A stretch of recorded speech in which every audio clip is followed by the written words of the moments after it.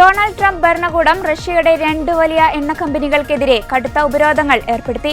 Ukraine ചർച്ചകളിൽ Vladimir Putin നേരും നിറയും കാണിച്ചില്ലെന്ന് വിലയിരുത്തിയാണ് ട്രംപ് കടുത്ത നടപടികളിലേക്ക് കടന്നതെന്ന് US ട്രഷറി സെക്രട്ടറി പറഞ്ഞു. ട്രംപ് പുടിൻ ഉച്ചകോടി ബുഡാപേസ്റ്റിൽ വെച്ച് നടത്താനുള്ള തീരുമാനം ഉപേക്ഷിച്ചതിന് പിന്നാലെയാണ് ഉപരോധം.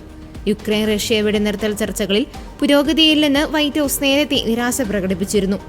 ഈ അർത്ഥമില്ലാത്ത യുദ്ധം അവസാനിപ്പിക്കാൻ പ്രസിഡന്റ് പുടിൻ വിസമ്മതിച്ച സാഹചര്യത്തിൽ റഷ്യയുടെ യുദ്ധത്തിന് ധനസഹായം നൽകുന്ന റഷ്യയിലെ ഏറ്റവും വലിയ 2 എണ്ണ കമ്പനികൾക്ക് എതിരെ ഉപരോധം ഏർപ്പെടുത്തുകയാണ് എന്നാണ് പ്രഖ്യാപനം. റോസ്നെഫ്റ്റ്, ലൂക്കോയിൽ എന്നീ കമ്പനികൾക്കെതിരെ ഉപരോധം ഏർപ്പെടുത്തിയെന്ന് US treasury secretary Scott Bessent പ്രസ്താവനയിലൂടെ അറിയിച്ചു.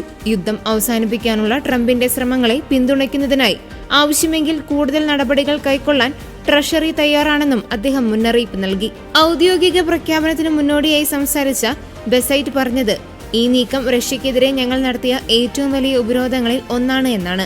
പ്രസിഡന്റ് പുടിൻ ഞങ്ങൾ പ്രതീക്ഷിച്ചതുപോലെ സത്യസന്ധമായും നേരോടെയും ചർച്ചകൾക്ക് വന്നിട്ടില്ല എന്നും ട്രഷറി സെക്രട്ടറി പറഞ്ഞു. ഓഗസ്റ്റിൽ ഇരു നേതാക്കളും അലക്സാസിൽ വെച്ച് കൂടിക്കാഴ്ച നടത്തിയപ്പോൾ കാര്യങ്ങൾ മുന്നോട്ടു പോകുന്നില്ലെന്ന് മനസ്സിലാക്കിയപ്പോൾ പ്രസിഡന്റ് ട്രംപ് ഇറങ്ങിപ്പോയി എന്നും ബെസന്റ് പറഞ്ഞു.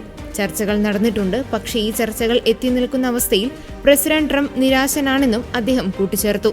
റഷ്യക്കെതിരെ പുതിയ ഉപരോധങ്ങൾ ഏർപ്പെടുത്തുകയാണെന്ന് യൂറോപ്യൻ യൂണിയനും ബുധനാഴ്ച അറിയിച്ചു.